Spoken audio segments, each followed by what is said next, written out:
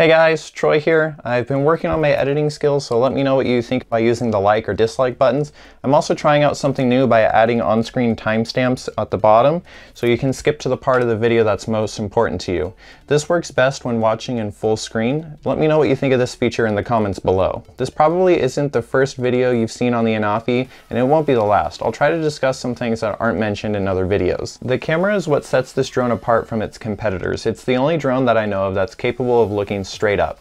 I think the Mavic can tilt 30 degrees or something. This can go the full 90. This gives us another creative tool in our repertoire to film with. Because of the 180 degrees of total tilt, you can take some pretty sweet 360 panoramas. It's a little tricky when filming though, because the sky is so bright, the camera will adjust the exposure to the sky, and then you end up with a silhouette of your subject. The camera is mounted to a 2-axis mechanical gimbal. For some reason, the gimbal control on the remote is difficult to master. This is my 4th photography drone, so I've done this plenty of times. I've tried changing the settings, but it either moves too fast or too slow, and I end up missing the shot. Parrot is known for their digital image stabilization like in the Bebop and Disco, and that picks up the slack for the missing axis of stabilization. The whole time I've been flying, I really didn't notice a difference between this and other 3-axis gimbal drones. Videos are cropped in giving about 75 degrees field of view, which is about 10 degrees less than what I'm accustomed to seeing. The zoom is pretty cool to have on a drone like this. It's lossless up to 2.8 magnification at 1080p and then 1.4 magnification in 4K. When it zooms in, I notice a slight increase in grain, not much though. This does make for pretty cool dolly zooms, more on that in a bit. To keep the resolution comparisons consistent, I ran the same test again and again in my front yard. This scene has a ton of dynamic range, so there's super bright highlights and dark shadows, so keep in mind that these clips are like a worst case scenario. Almost all of my other shots look crisp with little artifacts. With that said, video quality is impressive. All things considered, this is a smartphone sensor with a fisheye lens. Personally, I have been recording all of my outings in 4K because when I resize 4K footage to 1080, it looks much better than 1080 does straight out of the camera. 1080 has some interesting artifacts. I don't really know how to describe it exactly. Here's what I notice. Somewhere in the software it's programmed to add some resampling, but because of this, you get some weird ghosting when moving. When I fly, my shutter is around 2,000th of a second, so if anything, there should be zero motion blur. A shutter that high should freeze any motion. Since resampling is always on, things that should have detail in your shots like tree leaves, road surfaces, and grass blades all look mushed together. On other cameras, these artifacts tend to go away as the resolution goes up. It looks like Anafi's hardware is up to the challenge because even at 4K, there is some noticeable resampling happening, as you can see on the surface of the road. Oddly, 1080 60 FPS seems to be the worst offender of all. It looks like it's 860 by 540 resolution that's been stretched to 1080p. I see odd pixelation in shadows and around edges of objects. It's pretty obvious in these clips, especially when I zoom in. Again, this is worst case scenario. With some good lighting, they become difficult to notice. Anafi has 4 color modes: natural, P-Log, intense, and pastel. The natural color profile is the only one that allows you to change contrast, saturation, and sharpness. The contrast adjustment will pull down your highlights and raise your shadows, but it doesn't prevent clipping. It just moves the black and whites closer to gray. So if you want to record with more range, you must use P-Log or HDR. Thankfully, P-Log is quite easy to color grade. It took me less than 5 minutes to make a preset. For the subjects I have filmed, the intense and pastel looks haven't really fit the mood, and I probably won't use those anyway since they tend to underexpose shadows and overexpose highlights. I'd prefer to change colors when editing instead of in camera. I'm not sure why HDR is listed in a separate place than the other color profiles, but it is. My opinion might change if I had an HDR screen to watch the videos, but I don't. To me, HDR looks good. It's a tad desaturated compared to the natural picture profile. Some colors though do look more accurate, like the black pavement.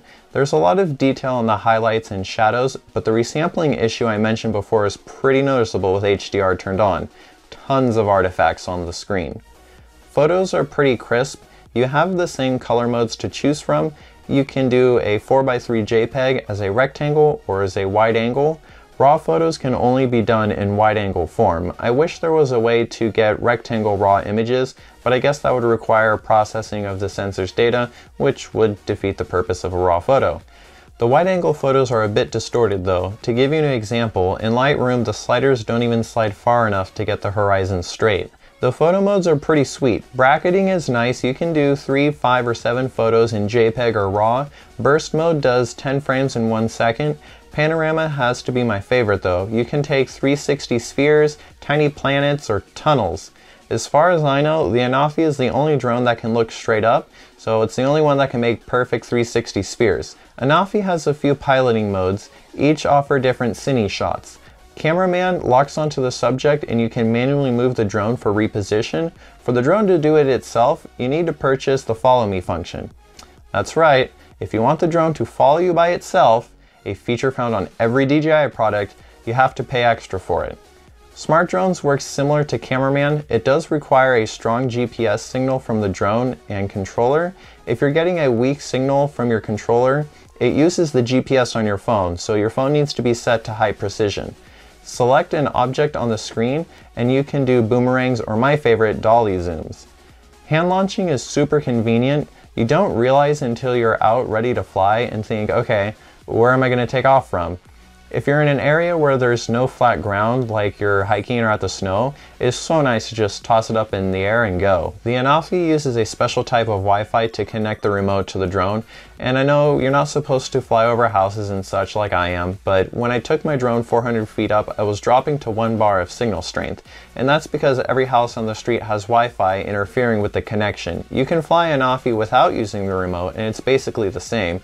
The Wi-Fi on your phone is weaker, so you won't get much range. My phone was always stuck on the high interference warning. Be extra careful when flying near homes. If you have ever flown a drone before or have been nervous flying long range, you'll know that feeling in your gut when the video signal gets choppy. Every time you change a setting or take a picture, the live feed will pause. The first time I took a picture in flight, I thought it died. No lie, there goes my $600. I have no idea why it does it, and it shouldn't because it's not transferring any pictures to your phone, so it's not using the bandwidth. It has to be built into the software, but pausing the video feed while flying is about as dumb as driving at night and turning your headlights off. We'll wrap things up here with a speed round of features.